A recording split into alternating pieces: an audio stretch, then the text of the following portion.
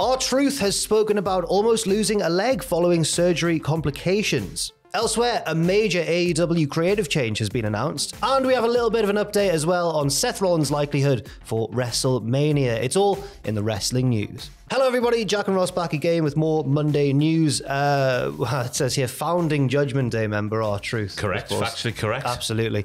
He missed action throughout the bigger part of 2023 recently due to a quad tear the previous year, which many people saw as kind of, oh, that's a shame, but he'll be back and everything. But R-Truth has recently opened up about how the injury almost led to very serious consequences, almost led to him losing a leg, in fact, when he was talking to Pete Rosenberg on Cheap Heat. Yeah, he says, I had a hole in my knee, I had 5 different bacteria that caused the infection, along with MRSA, staph, and their cousins and kinfolks. It started off as a routine quad tear. I went to get the stitches out, and we found out the bacteria, the infection, was eating from the inside out, so that's where the hole came from. First of all, I just love the whimsical way he's described that there. All the cousins. The cousins and kinfolk. The doctor apparently goes on to say, the doctor said, if we can't get this under control, I'm going to have to think of options. You're in the woods big time. We have to get this under control. It would not heal. I hope the doctor didn't actually say, you're in the woods big time. But yeah, there's a way to phrase it, isn't there? Don't put him in that sort of woods. No, he goes on to say he spent 6 weeks wearing a wound VAC or a VAC.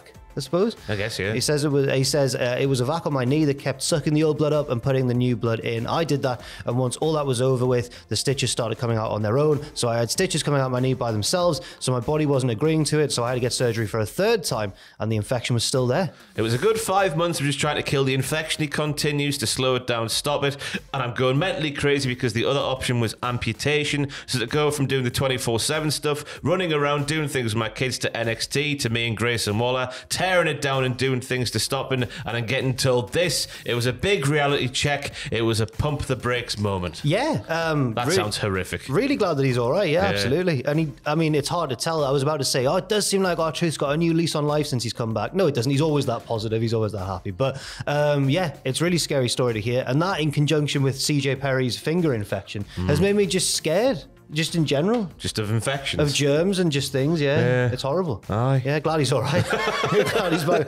Happy Monday, everybody. We also have an update on a possible or not return for a former WWE champion. Big E was talking to TMZ. He says, I just want to make a smart decision. I didn't start wrestling, end up in a wheelchair, so I want to make sure that I'm making the best decision for myself. I didn't have a timeline, unfortunately, but thank you for asking. I think that's fair enough. He did say that he had a checkup around WrestleMania season last year, and there was going to be like a checkup around WrestleMania season this year. Unless that's changed, I've got no idea. I'm just going off what we've seen in interviews and whatnot. So I guess we'll know something by the time WrestleMania comes around. But at the end of the day, whatever his health, put his health first. Yeah, that's the most important thing. Absolutely. And if it was the worst case scenario and he was never able to return to the ring, I think you made the point recently. Commentator, baby. Yeah, you were saying, he would be a perfect fit for a non-wrestling role. Yes. Now, over in AEW, during Collision on last Saturday night, Tony Khan tweeted, the rankings are coming back to AEW going forward, starting this month. AEW is having a very exciting January, and this is only the beginning of an amazing 2024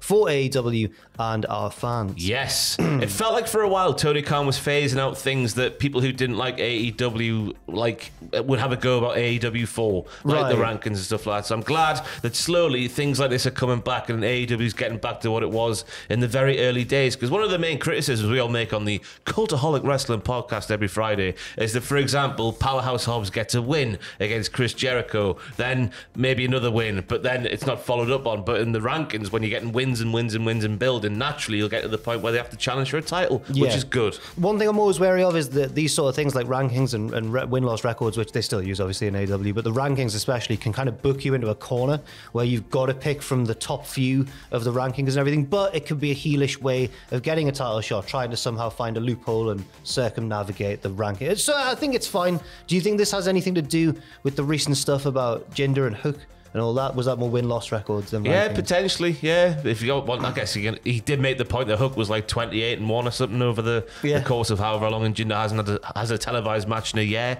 So I guess it might be. I don't know. Has it got something to do with cage match? Oh, it could possibly be. I don't know. It's a welcome return for me, though. Yeah, absolutely. Yeah, I think so as well. Not in every promotion, but in AEW specifically, I think, yes, it could be a good thing indeed. We're about to talk about TNA, but just as I mentioned in the last video, you can check out Tom Campbell's recent interview with Chris Took of Hellfire Designs, the designer of the new TNA titled belts. He shared some stories and some secrets about the new belts on the Cultaholic News podcast, which you can find wherever you find your podcasts. Now, in TNA, could a released and very, very popular WWE tag team be making a surprise jump to TNA? Yes. From the WWE back in the day.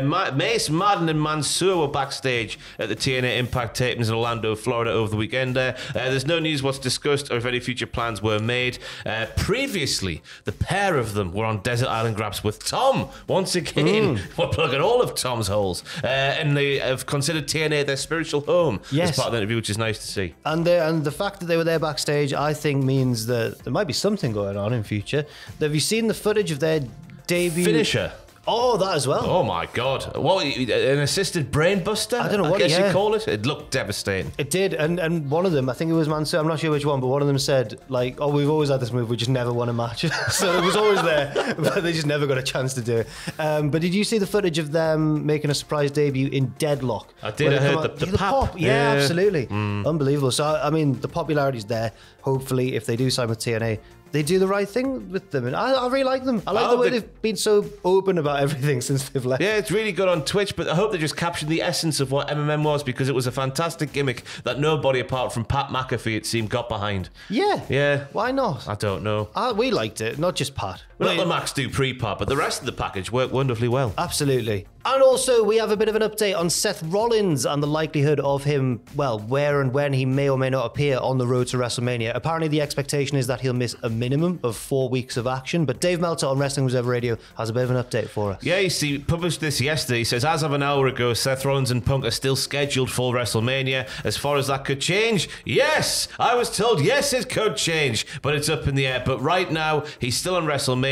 I heard yesterday he was pulled from some house shows and whatever. How long to be determined, but it's a significant injury, but we didn't know how significant. I mean, as far as like how long we'll be out there right now, but yeah, but that's the basic gist. So basically, Dave says CM Punk and Seth Rollins is still scheduled for WrestleMania. Of course, this comes to us just before, or the morning of, Seth Rollins making, or the addressing his future as World Heavyweight Champion, but it would appear that address will just be him saying, might miss a few weeks of in-ring action, but I'll be ready for whoever wins the Rumble at WrestleMania. Or it could be, and this is totally fantasy booking, of course, but assuming that everything's fine and he does recover from this injury in time, he could vacate the title, the Rumble could be for the title, and then he gets the match against the champion at WrestleMania. Do it! Why not? I might nick that for the pictures video. Go for it. Oh, that's this week, isn't it? Oh, no. I've just realised I've got more work to do, but it's all right. Thank you very much for watching, everybody. If you've got any thoughts and opinions, do leave them in the comment section down below, and look at our news video from earlier today as well. Just don't take it in, just look at it and stick it on the screen. Make sure you hit the play button as well. And that as well. And yes, absolutely. Check out all of our Rumble content this week. We've got loads coming up. Pictures video. Are you doing WTF? Yes, that's coming back. What happened at and all that sort of stuff. Those of you in London can meet some of the crew at the Box Park in Wembley as well. Tugboat. And Tugboat. The real actual wrestler Tugboat as well. Thank you once again, and we'll see you very soon.